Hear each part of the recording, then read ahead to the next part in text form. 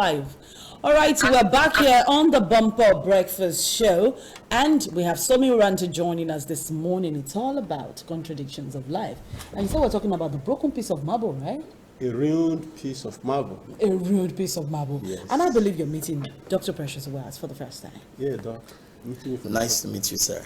Pleasure. He also was the king of motivation, but then I had to bring him on the table to come listen to the master of contradictions. But let's talk about it. On this contradictions of life for today, we're talking about the broken piece of marble. Explain it to me. Like I'm a baby and I don't understand. Yeah, the great sculptor, Yes. Michelangelo, was once called upon to salvage a ruined piece of marble that has been lying dormant in a courtyard for over a century.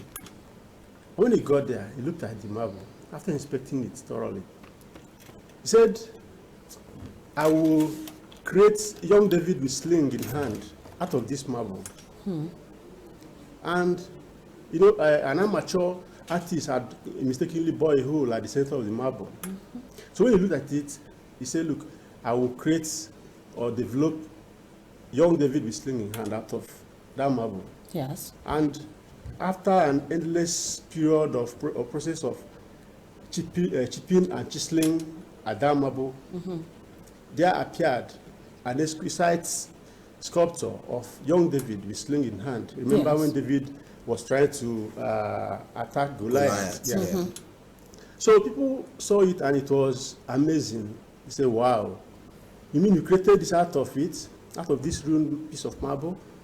He said, no, I didn't just create it. He said, I merely chipped and chiseled at the piece of marble until it revealed what was inside of it. It was there already. So chiseled and chiseled. Chipped and chiseled at it. Bit by, we know how the sculptor does that thing. Pop, pop, pop, pop, pop, pop, until that marble revealed what was already there.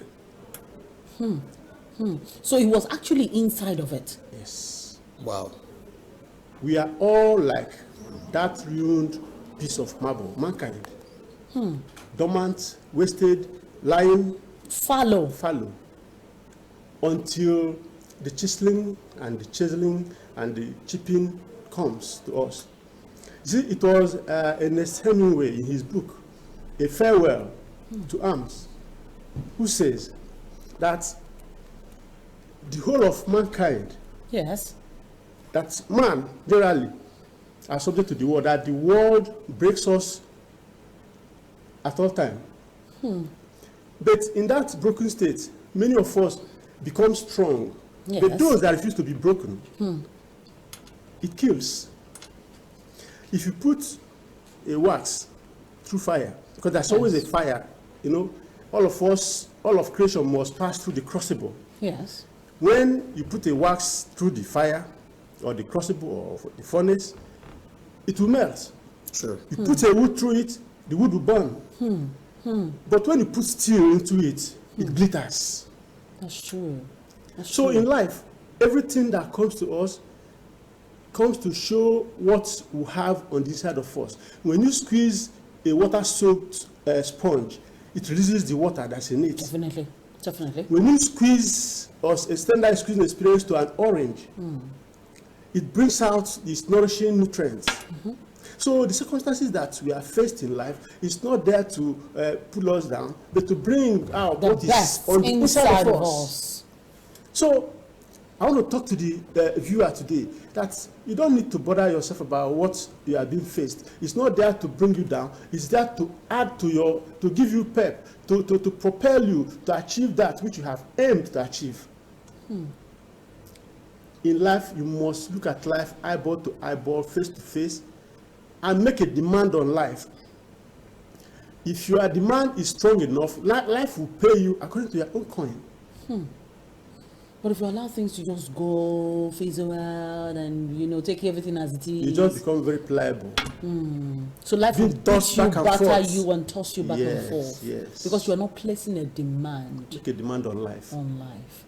Michelangelo made a demand on that piece of marble. And it Chiseled. revealed what was already in it. And I think that particular artwork is what millions and millions of dollars Yes, today. yes. Anyone who is able to get even a picture of it Yes, the is picture what of it, millions yes. of dollars. Yes. Even a picture, Yeah. not even the real thing. At all. A picture of it. At all. Wow, wow, a broken piece of marble. Thank you so much, Somi. Thank you. I always come and listen, and for the weekend, you know, I give you something to propel you into your weekend, so that when you're starting Monday, you have dropped the baggage, Fully prepared. you have beaten yourself, or Yeah. panabited yourself, you Sure, know, like you sure. panabit your car, Yeah. and you have come out. You know, the better panabitters are and great stronger. guys. Yeah, they're very good guys. They take a broken down vehicle, Yeah.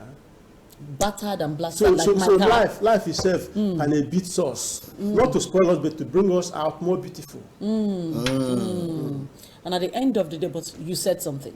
Pana beats us, makes us more beautiful Yes. when we demand from it. Yes. If you take it as it is, Yes. and you adjust and you just live your life anyhow, you're not going to get anything from it. That's true. Thank you That's very true. much, Somi. Thank I'll you see you very again. much. Oh my, I need to keep bringing Somi back here.